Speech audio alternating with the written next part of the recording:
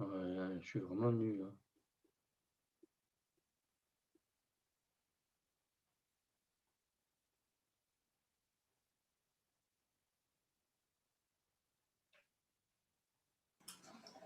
Shalom à tous, que la paix et la bénédiction de l'Éternel soient sur vous. J'espère que vous m'entendez bien, que le son passe bien. Alors nous allons passer encore un temps dans la présence de Dieu, un temps dans la gloire de Dieu, et nous allons ensemble bénir et célébrer l'Éternel.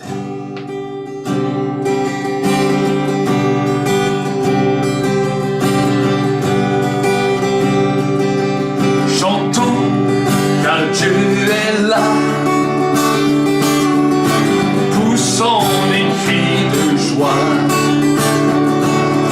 Laissons-lui un trône de reconnaissance, un palais de louange. Chantons le roi des rois, son amour durera. Et quand on le loue, sa gloire descend sur nous dans son temple ici-bas. Chantons car Dieu est là. Chantons car Dieu est là. Chantons car Dieu est là. Chantons car Dieu est là. Poussons des cris de joie. Laissons-lui un trône de reconnaissance, un palais de louange. Chantons le roi des rois, son amour durera. Et quand on le loue, sa gloire descend sur nous dans son temple ici-bas. Chantons car Dieu est là. Chantons car Dieu est là. Chantons car Dieu est là. Oh, là où tu es, commence à bénir l'Éternel. Commence à glorifier le roi des rois. Commence à glorifier le Seigneur des seigneurs, le prince de la paix. Pour bénir le roi des rois.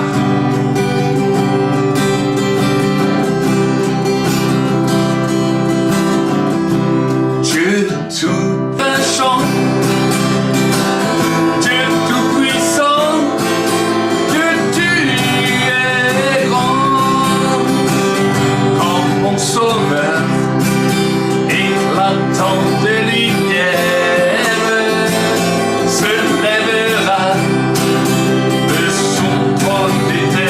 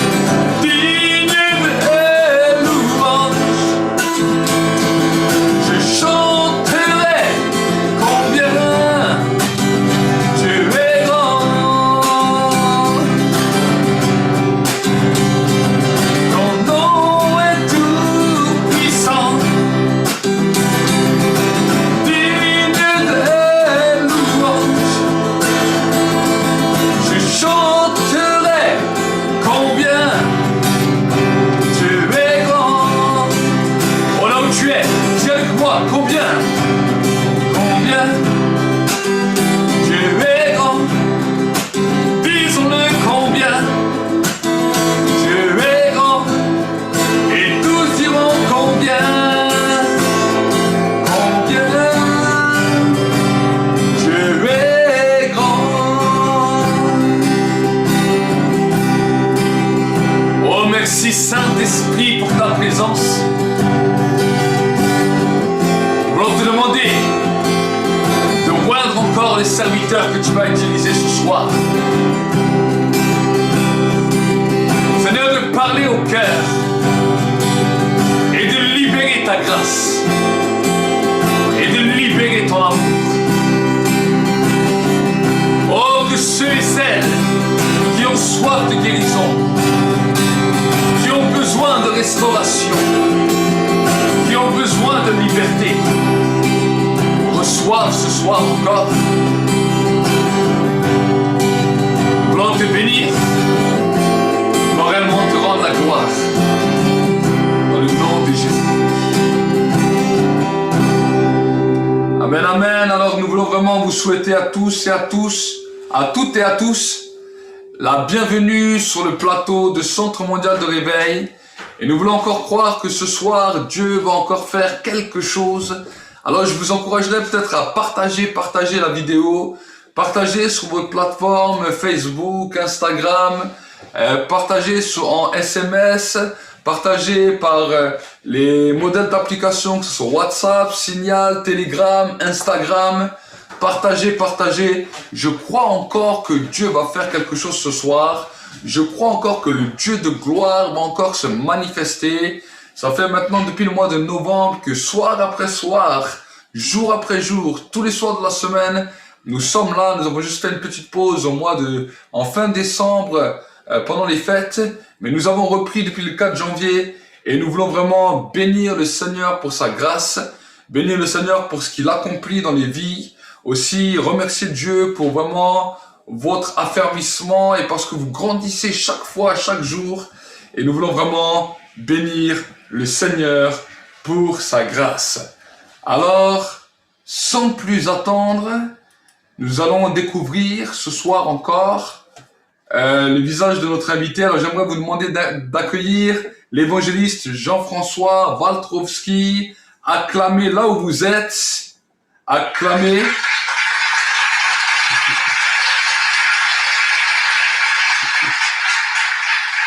Jean-François Waltrowski, alors j'espère que je prononce bien, sois le bienvenu au milieu de nous. Amen. Il vient de Mulhouse, il nous vient tout droit de la région de Mulhouse, du Haut-Rhin. Donc je vais le laisser lui-même se présenter ainsi que son ministère et il va nous prêcher sur le message Vaincre la peur. Sois le bienvenu et sens-toi à la maison. Amen. On fait partie de la même famille, n'est-ce pas? Vous m'entendez? Oui, normalement ça passe, tu peux y aller. D'accord. Ok, donc je suis donc Jean-François Waltrowski et j'exerce le ministère d'évangéliste. Je suis attaché à l'église de la mission de l'unité et de la foi à Ilfurt, c'est dans la région d'Alkirch, près de Mulhouse aussi. Et là-bas, donc dans cette assemblée, j'exerce le ministère d'évangéliste. Et ce soir, bien sûr, j'ai la joie de vous annoncer la parole de Dieu qui est puissante, qui est vivante, qui est efficace. Et si vous connaissez cette parole, alors c'est formidable, c'est super, parce qu'avec la parole de Dieu, on fait des exploits. Car la parole de Dieu, c'est Dieu, n'est-ce pas? La parole a été faite chair et elle a habité parmi nous, pleine de grâce et de vérité, en Jésus-Christ, par Jésus-Christ.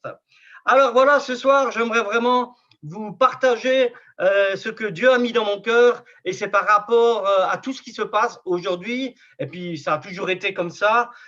Vous voyez que le monde dans lequel nous vivons, ce monde, la terre, vit dans la peur. La peur. Et tout ce qui se fait actuellement, c'est conduit par la peur, que ce soit au niveau du gouvernement, au niveau de l'économie, à tous les niveaux, tout le monde a peur. Tout le monde a peur.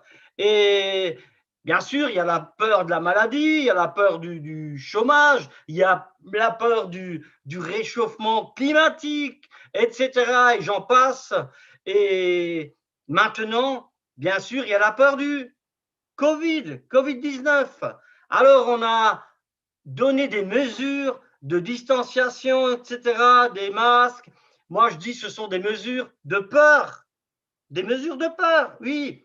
Et cet esprit qui veut et qui est là et qui dirige le monde, c'est l'esprit du monde, c'est un esprit diabolique et démoniaque.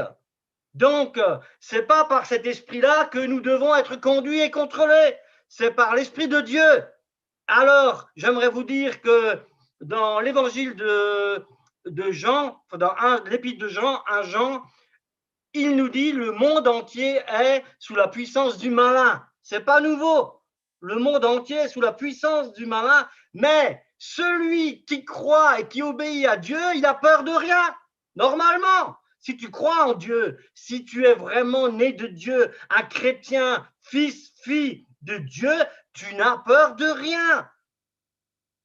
Si tu es né de nouveau, si tu es baptisé du Saint-Esprit, alors tu ne crains rien, tu n'as peur de rien. Celui qui demeure en Dieu ne craint rien. En tout cas, c'est mon cas et j'espère que c'est ton cas. Et c'est ce que Dieu veut pour nous. Nous n'avons rien à craindre. Ils peuvent dire ce qu'ils veulent. Des millions, des milliards autour de nous, on n'en a rien à faire. On n'a pas peur. On est des enfants de Dieu, protégés par Dieu. Alléluia. Donc, vous voyez dans le psaume 27, David, il dit, « L'Éternel est ma lumière et mon salut, de qui aurais-je crainte ?» De qui aurais-je crainte? Ça, c'est David. Déjà, dans l'Ancien Testament, « L'Éternel est le soutien de ma vie, de qui aurais-je peur ?» De qui as-tu peur? De qui aurais-je peur? Quand des méchants s'avancent contre moi pour dévorer ma chair, ce sont mes persécuteurs, mes ennemis qui chancellent et tombent. Si une armée se campait contre moi, mon cœur n'aurait aucune crainte. Une armée, une armée qui campe contre David, eh bien, il dit, ça lui fait ni chaud ni froid, quoi. Aucune crainte.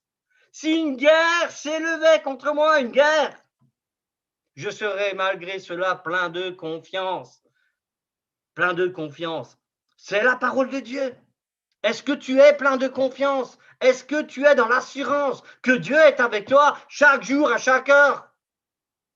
Il est avec toi. Si tu as accepté son Fils, Jésus-Christ, alors Dieu est avec toi. Je dis bien, si tu as accepté Jésus-Christ comme ton Seigneur, comme ton Sauveur, que tu as demandé pardon pour tes péchés, que tu es devenu un chrétien authentique, né de nouveau, alors tu n'as pas peur, tu ne trembles pas devant ce qui se passe actuellement dans le monde. Jésus nous a prévenus dans l'évangile de Jean que nous aurons des tribulations dans le monde. Vous aurez des tribulations dans le monde, mais, j'aime bien, prenez courage, j'ai vaincu le monde.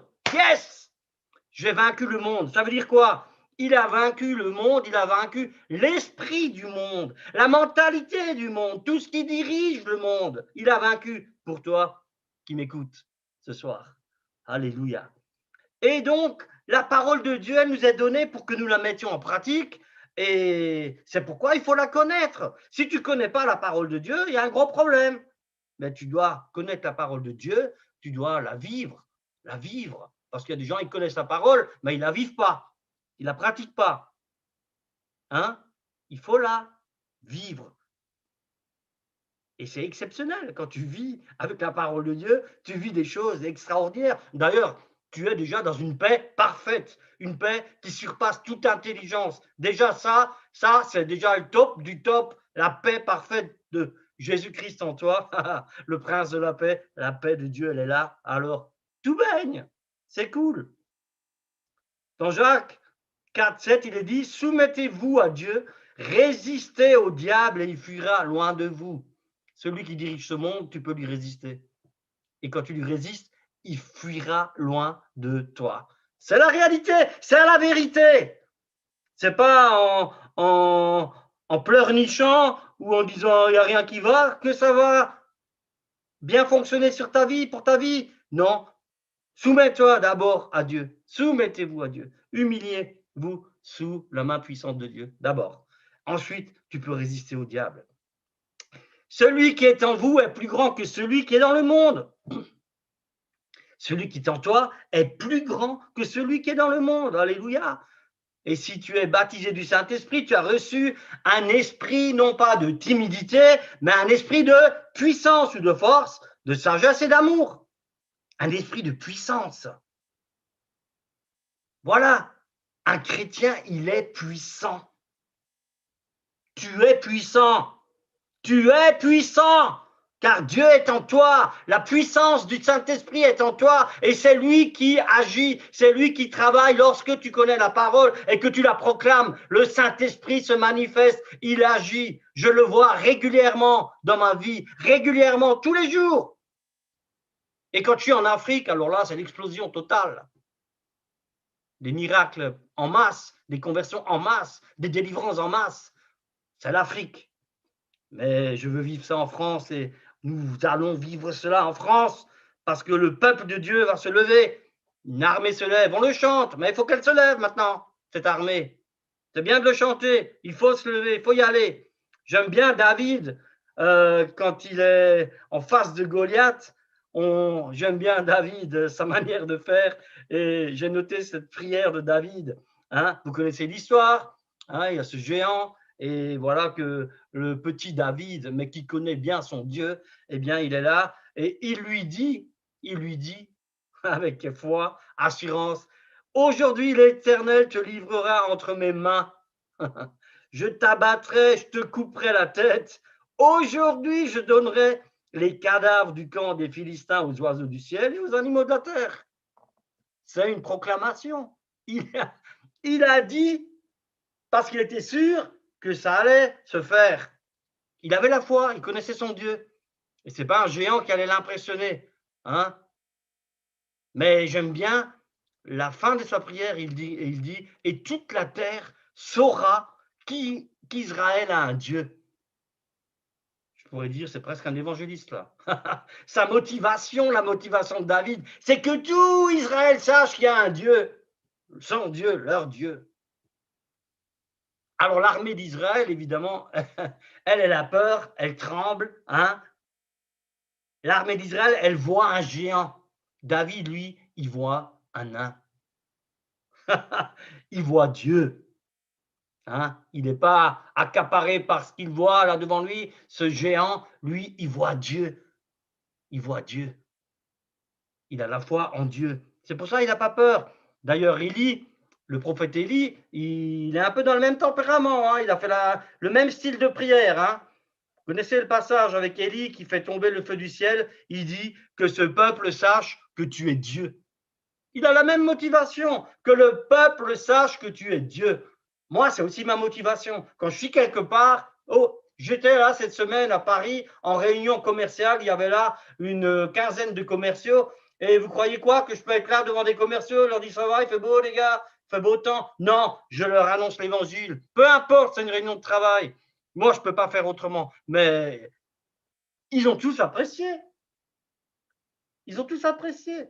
Bien sûr, il y a une manière aussi d'amener les choses. Hein. Si tu viens coincé, religieux, il ne faut pas faire ci, il ne faut pas faire ça, en prenant ta Bible et en mitrailler les gens, ça ne marche pas. Il faut être cool, mais avoir la foi, aimer les gens, leur partager avec amour, avec foi, et alors la puissance de Dieu se manifeste. Ça, c'est juste une parenthèse. Donc, Élie a fait tomber le feu du ciel qui a consumé tout l'Holocauste. Avec toute la flotte qu'il leur avait fait mettre dessus, c'est venu, et ça a tout brûlé, consumé. Alléluia. Alors, il dit quoi Jésus? Marc 11, 23. Je vous le dis en vérité, si quelqu'un dit à cette montagne, ôte-toi de là et jette-toi dans la mer, et s'il ne doute pas dans son cœur, mais croit que ce qu'il dit arrive, il le verra s'accomplir. Ce qui est intéressant, non? C'est quoi? Si quelqu'un dit, il n'a même pas dit un chrétien, hein, si quelqu'un dit, si tu proclames, si tu confesses avec ta bouche, Si tu dis et que tu crois dans ton cœur, alors tu peux dire à une montagne de se déplacer dans la mer et ça va marcher. Alors la montagne, c'est quoi ta montagne? Pour David, c'était Goliath. Et pour toi, c'est quoi? C'est quoi ta montagne? Bah, tu lui ordonnes de dégager dans la mer au nom de Jésus. Et ça va faire comme le dit la parole de Dieu. Parce que Jésus est la vérité. Il dit la vérité. La parole de Dieu est la vérité. Et ça marche! C'est sûr et certain. Donc, il dit qu'il le croit et il le verra s'accomplir. Qu'est-ce que tu crois? Est-ce que tu crois vraiment? Même si tu vas à l'église tous les dimanches. Et alors? Est-ce que tu crois? Tu vas à l'église parce qu'il faut aller à l'église? Ou est-ce que tu crois vraiment que Dieu est avec toi tous les jours de ta vie et qu'il veut t'utiliser tous les jours et qu'il veut te donner, te prendre comme exemple dans ce monde pour que les gens voient que toi, tu n'as pas peur, tu es avec Dieu et Dieu est avec toi. Et quand les gens ils voient ça, ils se posent des questions, ils disent, purée, celui-là, je me demande bien comment ça se passe, il est toujours bien, il est toujours dans la joie, il a peur de rien, alléluia. C'est parce que Jésus est en moi. Voilà, un chrétien, c'est ça, comme ça qu'il devrait vivre. Et ça ne s'arrête pas là. Dans Luc 10, Jésus dit, et là il s'est adressé à 70 disciples, je vous ai donné le pouvoir de marcher sur les serpents et les scorpions et sur toute la puissance de l'ennemi et rien ne pourra vous nuire, c'est-à-dire vous faire du mal ou vous arrêter. On ne se rend pas compte de cette réalité. Hein? Là, il s'adresse à des disciples. Hein? Un disciple, c'est quelqu'un qui suit Jésus-Christ, vraiment. Hein? Un disciple, voilà ce qu'il peut faire. Marcher sur les serpents, les scorpions, les démons, sur toute la puissance de l'ennemi.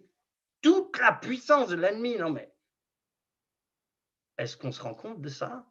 Est-ce qu'on le vit? Est-ce qu'on veut le vivre? La puissance de Dieu en toi, eh ben, tu marches sur les serpents, les scorpions et l'ennemi, il dégage, il ne peut rien te faire. Il est vaincu à la croix par Jésus-Christ. Et ce Jésus-Christ, ce Jésus, il est en toi. Tu l'as accepté. Il vit en toi. Alors tu peux marcher comme il te dit de marcher. Celui qui me suit ne marchera pas dans les ténèbres, mais il aura la lumière de la vie. On n'est plus dans les ténèbres, le monde est dans les ténèbres, mais nous ne sommes plus dans les ténèbres, nous avons la lumière de la vie, et cette lumière de la vie, elle doit se voir, parce que nous sommes aussi la lumière du monde, et le sel de la terre, on doit avoir du goût, on doit être lumineux pour aller vers les gens qui sont dans les ténèbres, et pour les libérer. Dieu veut que tous entendent la vérité, que tous parviennent à la connaissance de la vérité. Et comment ils vont entendre la vérité si toi, tu ne la proclames pas, si tu ne la partages pas? Donc, j'aimerais vous dire, mes amis, ce soir, qui m'écoutez, que vous soyez croyants ou non croyants, l'antidote de la peur, je vais vous dire, c'est la foi. Et c'est quoi la foi? C'est la parole de Dieu. Car la foi vient de ce qu'on entend, et ce qu'on entend, c'est la parole de Christ. Donc, si tu veux avoir la foi, hein, eh bien, tu dois vraiment prendre connaissance de la parole de Dieu, la méditer et surtout la pratiquer. À ce moment-là, plus tu pratiques la parole de Dieu, et à ce moment-là, plus ta foi elle grandit, et plus tu vois Dieu agir dans ta vie, et surtout dans la vie des autres. Moi, c'est ça qui m'intéresse, parce que dans ma vie, je ne m'inquiète pas, elle appartient à Dieu, je ne m'inquiète pas, je suis tranquille. Ce qui m'intéresse, c'est ce qu'il fait chez les autres, alléluia, parce que je veux leur faire du bien, et Dieu veut leur faire du bien. Ça, c'est quelque chose qui devrait intéresser tous les chrétiens. Donc, la foi, la parole de Dieu, nous l'avons. Et cette parole qui habite en nous, que nous méditons, que nous pratiquons, elle produit l'effet que Dieu dit qu'elle produit. Elle s'accomplit. Alléluia. Elle ne retourne pas à lui sans avoir produit l'effet qu'elle doit produire. Amen. Donc, proclamer, confesser et agir. Toutes ces choses, lorsque nous les faisons, hein, on n'a pas peur. Tu es habité par la parole de Dieu, par l'Esprit de Dieu. tu n'as pas peur. Tu n'as pas peur. Tu es dans la paix. Tu as la foi. Et de toute façon, elle est où ta destinée? Le but, c'est quoi? La vie éternelle. Tu as la vie éternelle. Si tu as accepté Jésus-Christ, vraiment, que tu as vécu la repentance, tu es sauvé et tu as la vie éternelle. C'est ça. Ça, c'est la vraie joie. Ça, c'est ma vraie joie. Je suis sauvé, alléluia, pour l'éternité. C'est pour ça que tu es fort. Tu sais que tu es sauvé. Tu sais que Dieu est avec toi. Alors, tu peux y aller. Ils n'ont qu'à dire ce qu'ils veulent. Dans le psaume 91, que 1000 tombent à ton côté et 10 000 à ta droite. Hein, qu'il tombe du Covid, hein, ou de n'importe quoi, tu ne seras pas atteint. Ah oui, mais il y en a qui sont... C'est pas ton problème. Ton problème, c'est toi-même avec ton Dieu. Voilà. Alors, vous savez, j'aimerais vous demander, mais vous confessez quoi? Qu'est-ce que vous confessez de votre bouche? La défaite? Les problèmes? Ou la parole de Dieu? C'est toujours pareil. Vous savez, plusieurs commencent par la foi, alléluia, c'est bien. Mais, à un moment donné, ils sont arrêtés par la peur et le doute. Ça arrive, regardez. Dans Matthieu 14, Pierre, voyant, il a marché sur l'eau, Pierre, il est allé vers Jésus, vous connaissez, hein? Jésus lui dit, viens. Il marche sur l'eau, mais il voit que le vent, il est fort, et alors là, il a peur. Pierre, il a peur. Et il commence à s'enfoncer et crie, Seigneur, sauve-moi. Et Jésus, aussitôt, il étend sa main, il le saisit, il le sort, il le sauve. Mais Jésus lui dit quoi? Homme de peu de foi, pourquoi as-tu douté? Homme de peu de foi, mais il a marché sur l'eau, quand même. Et Jésus lui dit, homme de peu de foi, pourquoi as-tu douté? Parce qu'il n'est pas allé au bout. Il n'est pas allé au bout de sa foi. Il y a des événements qui sont arrivés, des grandes vagues, et il a eu peur. Et il s'est arrêté. Il a eu peur. C'est la peur qui l'a arrêté. Le diable utilise la peur pour t'arrêter, mon frère, ma sœur. Le diable utilise la peur pour t'arrêter. Toi qui ne crois pas en Dieu, le diable te fait peur. Ne crois pas, surtout pas. Rentre pas dans ce mouvement. Mais je te le répète, l'antidote de la peur, c'est la foi. Et pour ça, il faut que tu t'approches de Jésus, il faut que tu l'acceptes.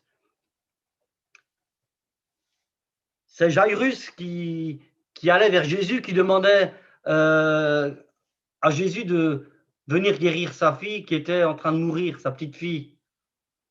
Eh ben, Jésus est allé et sur la route, il y a une femme qui est venue. Hein, elle avait un problème aussi, une maladie, une perte de sang. Et puis, paf, elle a arrêté Jésus parce qu'elle avait la foi. Elle pensait être guérie en touchant juste le vêtement de Jésus, juste en touchant ce vêtement. Elle a été guérie, mais ça a arrêté Jésus. Alors, je m'imagine Jairus dans sa tête, il veut se dire, purée, mais c'est quoi? Elle a besoin de venir, elle, là, maintenant, il y a un truc urgent, là, que je dois aller avec Jésus. Et le pire, c'est que les serviteurs de Jairus, ils viennent, ils disent, n'importune plus le maître, parce que ta fille est morte. Alors là, c'est la cata, normalement. Jairus, il est cassé, là. Et qu'est-ce qu'il lui dit, Jésus? Ne crains pas, crois seulement, crois seulement. Ce que tu as commencé à faire, tu es venu vers moi, crois jusqu'au bout que ce que tu crois dans ton cœur, ce que tu as demandé, ça va s'accomplir. Ce n'est pas la circonstance. Même si elle est morte, il est avec celui qui ressuscite les morts. Il est le Dieu de la résurrection et la vie. Et voilà que Jésus lui dit, crois seulement. Crois seulement. C'est simple, hein? Crois seulement. Bah oui. Vous voyez, et puis les disciples, même une fois, ils n'ont pas pu chasser un démon. Vous connaissez ça dans Matthieu 17. Et là, Jésus, qu'est-ce qu'il dit? Pareil, ils n'arrivaient pas à chasser un démon. Bon, la première chose que Jésus leur dit, race incrédule et perverse. C'est Jésus qui dit ça à ses disciples. Race incrédule et perverse. Oula. Il leur reproche premièrement leur incrédulité. D'abord. Après, il parle du jeûne, mais ça, c'est pour le développer, ça serait un peu long. C'est pas qu'il faut jeûner pour chasser un démon. Non, c'est pas ça. Le jeûne, c'est quelque chose que tu vis régulièrement. Et tu peux chasser des démons régulièrement. Enfin bref, je ne vais pas développer ça. Mais maintenant, donc, ces disciples n'ont pas pu chasser ce démon parce qu'ils étaient incrédules. Et là, Jésus, on peut dire, il s'est fâché pour dire race incrédule et perverse, parce qu'il ne supporte pas l'incrédulité, ton Dieu et mon Dieu. Il ne supporte pas l'incrédulité parce qu'il ne peut rien faire. Si tu es incrédule, si tu ne crois pas, Dieu ne peut rien faire. Désolé, mais ça marche comme ça. Le Seigneur m'a toujours dit à moi, si tu fais rien, je fais rien. Si tu ne fais pas d'action, je ne fais pas d'action. Ouais. Et pour moi, c'est logique. Dieu attend que tu bouges. Dieu attend que tu agisses, que tu mettes sa parole en pratique. C'est ça que Dieu veut, afin que tu vois combien il est avec toi, combien il est puissant, combien il aime les gens, combien il veut manifester sa gloire à travers toi. Et sa bonté, elle est avec toi. Il t'aime. C'est pour ça que Jésus est venu. Et donc, tu peux vraiment croire que ce Dieu puissant, tout puissant, créateur de toutes choses de l'univers, il dit la chose et elle est créée, elle arrive. Mais c'est ce Dieu-là que nous avons. Alors voilà que Dieu a tout prévu. Il nous a donné des armes, Éphésiens 6. Et il y a une arme sur laquelle je veux insister, c'est le bouclier de la foi. La foi qui vient de la parole de Dieu. Et si tu as un grand bouclier, alors les traits enflammés du malin, ils s'arrêtent. Si tu n'as pas de bouclier, ça fait mal. Alors ton bouclier, vraiment, fais-le grandir. Pratique la parole de Dieu, afin que ce bouclier devienne grand et pratique la parole de Dieu. On chante souvent un chant ces derniers temps à l'église. Je ne suis plus esclave de la peur. Peut-être dans votre assemblée, vous le chantez. Je ne suis plus esclave de la peur. C'est bien de le chanter, mais il faut le croire aussi, vraiment, et le vivre. La peur, elle ne te concerne pas, elle ne peut pas t'habiter parce que c'est Jésus qui habite en toi, l'Esprit de Dieu, l'Esprit de vie, l'Esprit de puissance, l'Esprit de joie. Alors voilà, frères et sœurs, ce que je voulais vous partager ce soir. Moi, je vois vraiment un peuple de Dieu qui se lève. Covid ou pas Covid, le peuple de Dieu doit se lever. Confinement ou pas confinement, tu peux te lever dans la prière chez toi. On peut faire des actions comme on le fait maintenant, par visioconférence. Alléluia. Et croyez-moi, nous devons vraiment nous lever. Ça aussi, c'est un chant qu'on chante. Une armée se lève pour briser les chaînes. Et c'est quoi les chaînes? Il faut peut-être les briser, il ne faut pas juste le chanter. Briser des chaînes par la prière, par l'action. Prier, proclamer, confesser, avec audace, assurance, avec foi. Alors voilà, frères et sœurs, ce que le Seigneur a mis dans mon cœur pour ce soir, pour vous. Et vraiment, je prie pour que vous soyez assurés que Dieu est avec vous, que vous ayez l'assurance vraiment que Dieu est avec vous vraiment. Si Dieu est avec vous, qui est contre vous? Si Dieu est pour moi, qui sera contre moi? S'il est pour nous, qui sera contre nous? Dieu! Oh! Dieu! Avec toi, avec moi. Le Dieu de l'Ancien Testament, c'est le même que celui du Nouveau. Il a la même puissance. Il a ouvert la mer Rouge. Jésus a calmé la tempête, multiplié des pains, nourri des foules, guéri des malades, ressuscité des morts.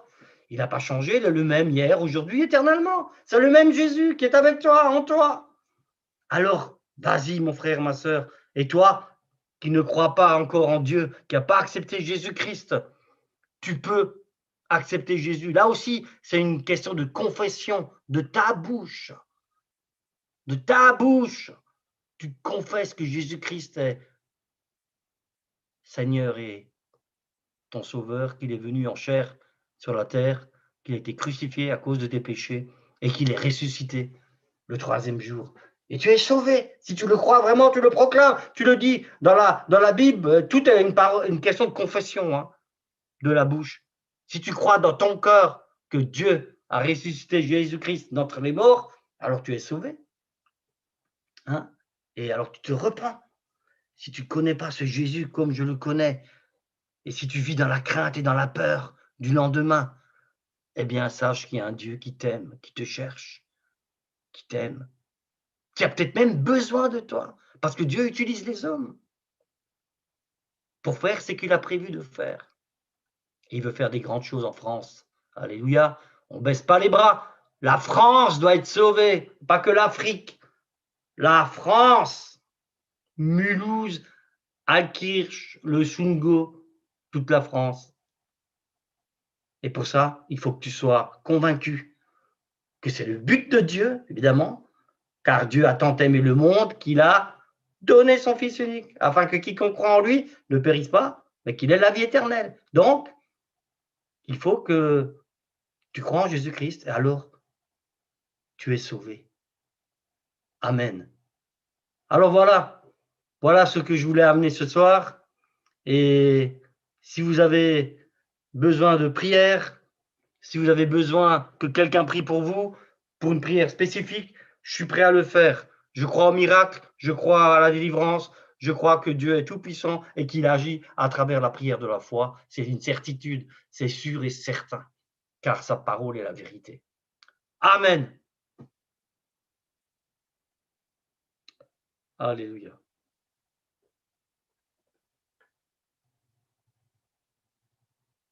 Amen, amen. Ben, on va te laisser prier pour peut-être ceux qui ont des besoins, ceux qui sont malades, que tu puisses vraiment prier pour les malades qui nous écoutent ou qui vont regarder cette vidéo Oui. et qu'ils puissent recevoir vraiment leur miracle, leur guérison, leur délivrance. Préparez-vous à vous recevoir Oui. et je vais te laisser enclencher la prière. Amen. Alléluia. Seigneur Dieu Tout-Puissant, Père éternel, éternel des armées, Dieu de guérison, toi qui as envoyé ton Fils et ce Fils, Jésus-Christ, qui a été crucifié sur la croix, sur laquelle, par toutes ces meurtrissures, les maladies sont guéries. Alors je prie au nom de Jésus et je prends l'autorité sur toutes les maladies qui sont dans les corps. Moi, je ne vous vois pas, je ne vous connais pas. Mais là où il y a de la maladie maintenant, au nom de Jésus, j'ordonne à toute maladie de quitter les corps. Vous mettez la main là où il y a le problème et au nom de Jésus, on est ensemble. Vous êtes d'accord avec moi? Toute maladie maintenant quitte les corps au nom de Jésus. Tout esprit de maladie, vous quittez les corps maintenant au nom de Jésus. Au nom de Jésus, je vous l'ordonne. Je vous l'ordonne. Vous dégagez au nom de Jésus-Christ. Si tu as un problème maintenant financier ou autre, eh bien, nous allons demander à Dieu qu'il intervienne. Jésus a dit, tout ce que vous demanderez à mon nom, je le ferai. Seigneur, tu vois le problème de ces personnes. Tu vois, Seigneur, s'ils ont un souci pour le travail, les finances, eh bien, l'or et l'argent t'appartiennent. Tout t'appartient, Seigneur. Eh bien, je te demande d'intervenir dans leur vie afin qu'ils voient, qu'ils sachent aussi que tu les aimes, que tu es tout-puissant et que tu es capable d'intervenir dans n'importe quelle situation.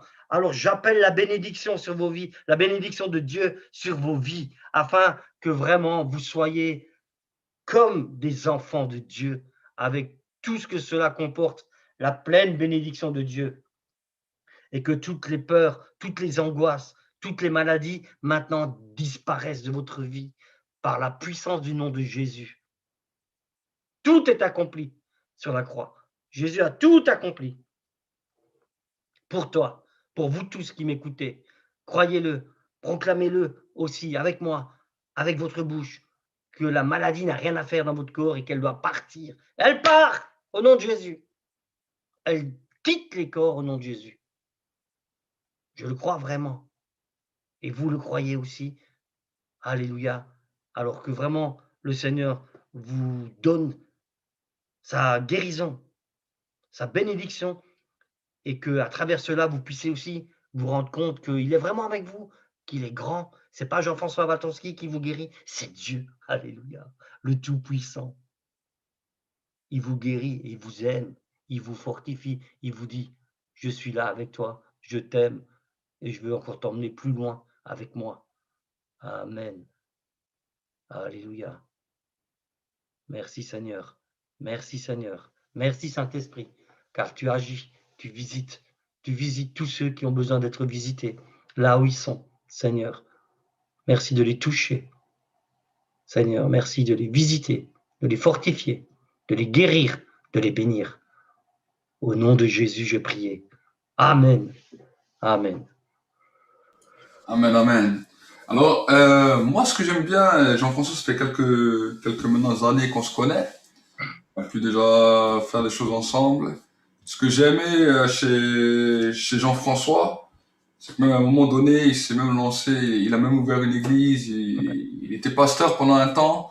Ouais. L'humilité que j'ai aimée, dans laquelle je suis une fois venu prêcher, mais l'humilité que j'ai aimée chez lui, c'est qu'à un moment, il a dit non, c'est pas ce que Dieu attend de moi. Et après, il est retourné vraiment dans le ministère d'évangéliste. Alors, peut-être, est-ce que tu peux juste donner un témoignage de ce que tu as vécu? Vous savez, il a pas non plus 20 ans, 25 ans. Maintenant, t'as quel âge? La semaine prochaine, j'ai 67 ans. Voilà, il a 67 ans.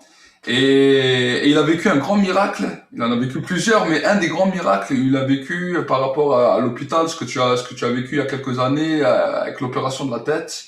C'est ça? Ah oui, la tumeur au cerveau. Voilà. Ben, je vais te laisser juste peut-être encourager les frères avec ce témoignage. Les frères et sœurs avec ce témoignage. Si ça te dérange pas. Oui, bien sûr. Donc, en fait, il y a quelques années, il y a maintenant, ça va faire bientôt 3 ans, j'ai appris que j'avais une tumeur au cerveau. Alors, en fait, c'était un méningiome, hein, donc c'était pas cancérigène. Mais quand même, il fallait opérer d'urgence parce que c'était très gros et ça commençait à me faire des problèmes au niveau de la vue. Et j'avais un œil qui commençait à moins bien voir, hein.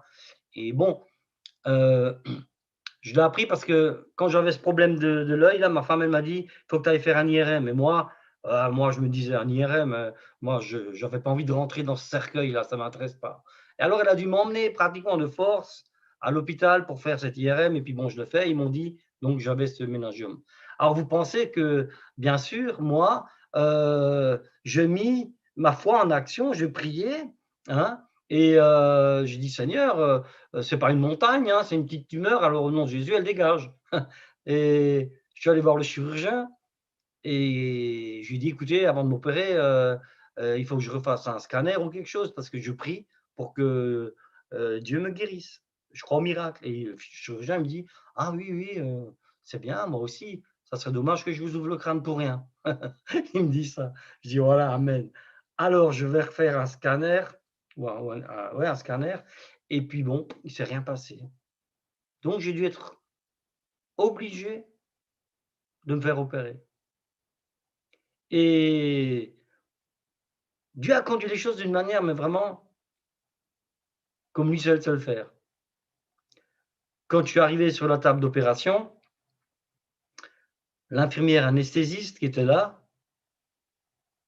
c'est la femme d'un frère en Christ qui travaillait dans un supermarché où j'allais régulièrement. Elle est infirmière anesthésiste et c'est elle qui était là ce jour-là. Et j'étais sur la table d'opération, là, c'est elle qui me fait la piqûre et elle me fait psaume 23. Alors je suis parti là, avec le psaume 23, quoi.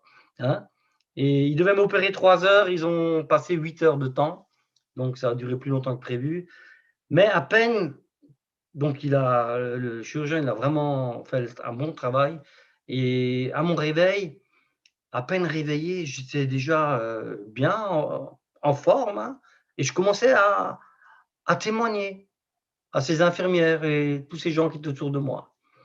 Et là, dans la chambre de l'hôpital, il y avait un monsieur de 87 ans qui venait d'une autre région et ben, j'ai pu l'amener au Seigneur. Il a accepté le Seigneur dans les larmes et alléluia, quelle joie pour moi.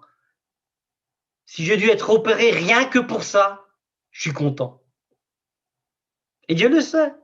Et bien sûr, j'ai évangélisé tout le monde là-bas, hein. Ils m'ont transféré à l'hôpital à Mulhouse, dans un CRM, centre de rééducation, hein. Un mois, j'étais là-bas. Et alors là-bas, bien sûr, rééducation, euh, neuro, je ne sais pas quoi là, tous ces noms compliqués là, euh, faire des examens, etc. Bon, mais je progressais à vitesse grand V. Et les kinésithérapeutes, vraiment, ils étaient vraiment étonnés de l'évolution, que j'avais pas des séquelles, je marchais bien et tout ça. Et je leur ai parlé du Seigneur, j'ai pu évangéliser tous ces kinés, ils étaient vraiment bien contents. J'ai même prié pour eux. Et même quand j'étais au réfectoire, la cafette, bah, je priais, je bénissais le repas pour tout le monde à haute voix, hein, pour que tout le monde en profite. Et puis je priais pour les gens. Enfin, vraiment, je vous garantis, pour moi, c'était vraiment. J'avais le bracelet bleu là, comme le Club Med là, vous savez, tout all inclusive à l'hôpital. Et les infirmières et tout le monde entendait l'évangile. Et moi, j'étais vraiment bien, hein. Et je comprenais que finalement, je ne sais pas pour rien que j'étais dans cet hôpital, parce que j'étais bien, hein. Et il y a une chef là de la direction, là, elle ne pouvait pas me voir, elle était antichrist, hein, alors elle m'a envoyé à l'aumônier dans ma chambre. Et tout gentil, l'aumônier, je dis, ah, oui, c'est bien. Je lui ai annoncé l'évangile, évidemment. Aumônier ou pas, je fais mon témoignage. Il m'a dit, ah bon? Ah, mais vraiment, vous avez vécu des choses comme ça avec Dieu? Je racontais tous les miracles que j'ai vécus, etc. Parce que j'en ai vu beaucoup, hein. Et il me dit, ah ben, vous pouvez venir prêcher là dans mon groupe là de l'Église catholique à Rixam. Je dis, mais bien sûr, je vais venir prêcher. Et j'ai été prêcher là-bas 2 fois dans un cadre avec des catholiques. Et tout s'est bien passé. On a passé une soirée formidable, hein. Et donc, et puis il y a dans les hôpitaux, hein, je vous dis pas, hein, il y a des trucs entre la sophrologie et maintenant c'est la musicothérapie. Alors la femme elle vient me dire, ah, on va vous faire de de la musicothérapie. Je dis, ah bon? Je dis, écoutez, moi, la musique que j'aime, la meilleure, c'est la louange, hein. Ah bon, oui, oui. Vous êtes évangélique? Je dis oui. Mais je viens à votre cours, là, je vais voir ce que c'est. Je suis allé. Elle avait dans son bureau, donc j'étais en face d'elle, elle avait un grand bol sur la table en bronze et qui vient du Tibet avec un marteau. Et elle me dit, je vais taper sur le bol en bronze et le son qui va en sortir, il va vous traverser et vous faire du bien. J'ai tapé sur la table. Je dis, mais vous arrêtez tout de suite là, parce que moi, je n'ai pas besoin de ça, madame, hein. J'ai quelque chose en moi. L'Esprit de Dieu, puis bon, je peux lui parler du Seigneur. Et alors, je dis, et un bol du Tibet, pourquoi pas un bol de Strasbourg, hein? Enfin bref, je l'ai vraiment évangélisé. Elle était contente, hein. Bon, c'est pour vous dire que pour moi, personnellement, ça m'a pas, comment dire, j'en voulais pas du tout à Dieu parce qu'il m'a pas guéri. Euh, Au contraire, quand j'ai vu tout ce que Dieu a fait à travers moi dans cet hôpital, ah ben, j'étais vraiment réjoui, hein. Et aujourd'hui, regardez-moi, tout baigne. Équilibre, machin, je roule en voiture. J'étais à Paris, là, je fais 1000 kilomètres aller-retour, les doigts dans le nez, tout va bien. Donc vous voyez, c'est aussi pour vous dire que si vous avez quelque chose et que Dieu n'intervient pas tout de suite, il a peut-être une bonne raison, hein. Alors, faut pas vous plaindre, faut surtout pas se plaindre. Faut dire, Seigneur, je te fais confiance, ça va pas comme moi je veux, mais maintenant, il faut aussi avoir la foi, hein. Faut pas non plus, moi, je suis un évangéliste, hein. On dit que je suis un cas, peut-être, je sais pas. Mais voilà, donc à cet hôpital. Maintenant, ce que j'ai vécu, par contre, quand j'étais en Afrique, à l'hôpital de Yaoundé, alors là, je priais dans cet hôpital, dans les dortoirs, il y avait des dizaines de gens, mais alors des cas graves, hein, des gens qui étaient au bord de la mort, en train de mourir même, de cancer, de sida, tout ce que vous voulez, accident, etc. Et ils m'ont emmené quand j'étais au Cameroun pour une campagne d'évangélisation. J'étais dans cet hôpital, je priais, sans toucher les gens, juste en priant. Mais j'avais une grande compassion, je pleurais en priant et tout ça. Et bien, 3 jours après, tous les gens, tous les malades dans les salles où j'ai prié sont tous, alors tous, sortis de l'hôpital en glorifiant Dieu. C'est pas magnifique ça? Alors ça, vraiment, je ne pourrais jamais l'oublier. Et ces gens, ils sont partis chez eux. Alors je dis, mais il faut qu'ils témoignent. Alors le frère, il me dit, mais on ne sait même pas qui c'est parce qu'ils sont partis dans leur village, dans la brousse, dans machin et tout. Mais ils disent partout qu'ils ont été guéris suite à la prière, etc. Donc au prochain tour que je vais là-bas, il y aura une grande, grande campagne d'évangélisation. Il y a beaucoup de gens qui veulent entendre l'évangile. Voilà. Je pourrais vous en raconter plein, hein, mais pour une autre fois. Voilà.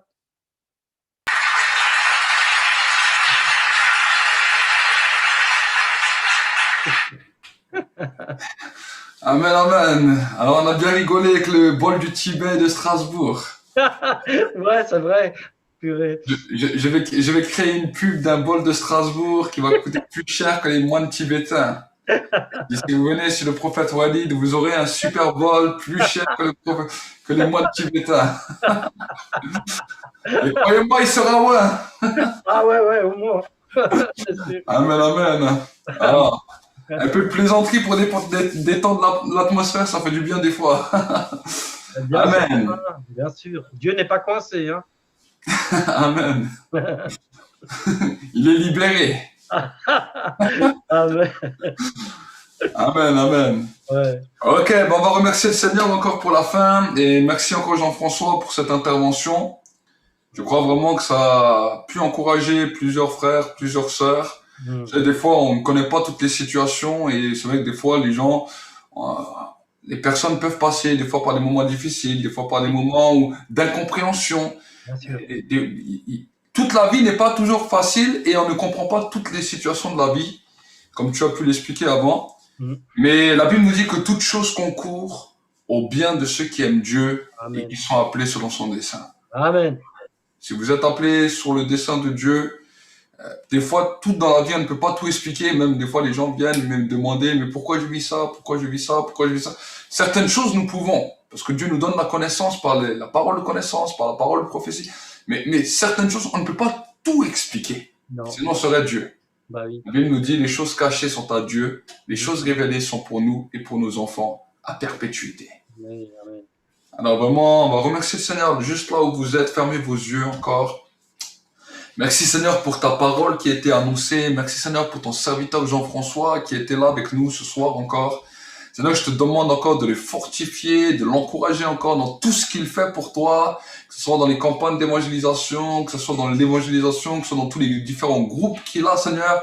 Je te demande de continuer à l'utiliser puissamment. Je bénis aussi tous ceux et celles qui nous ont suivis ce soir. Et je déclare maintenant dans le nom de Jésus que le feu du Saint-Esprit vous visite, que la présence de Dieu vous visite, que la présence de Dieu vous restaure et qu'il vous amène au bon port, à l'endroit où Dieu a déterminé de vous amener. Nous vous aimons au nom de Jésus. Shalom. Amen. Amen. Shalom, shalom à tous. On dit shalom aux internautes. Que Dieu vous